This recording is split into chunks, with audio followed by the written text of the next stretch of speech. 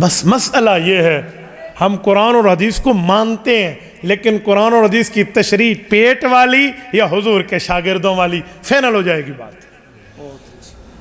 صحابہ کرام سے امام ابو حنیفہ نے پڑھا، سمجھا، سنا اور لکھ کے امت کو دیا۔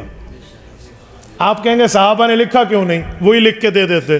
میں ایک سوال پوچھتا ہوں، حضور پاک علیہ الصلوۃ والسلام نے قرآن سنایا، لکھا نہیں، کیونکہ پیغمبر کا معجزہ ہے، پیغمبر لکھتے نہیں ہیں۔ وَلَا تَخُطَّهُ بِيَمِينِكَ إِذًا لَارْتَابَ الْمُبْطِلُونَ۔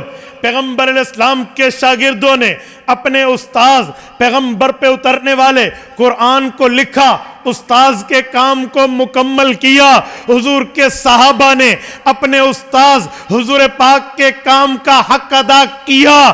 اسی طرح استاذ صحابہ نے پڑھایا، امام ابو حنیفہ نے لکھا، اس شاگرد نے بھی لکھ کر اپنے استاذوں کے کام کو مکمل کیا۔ بس اتنی سی بات ہے۔ لیکن اس پر یہ اعتراض، یہ اعتراض، یہ اعتراض، اجی میں قرآن کو بھی نہیں مانتا، میں فرمان کو بھی نہیں مانتا، انا للہ و انا الیہ راجعون۔ تبارك الذي نزل الفرقان على عبده ليكون للعالمين نذيرا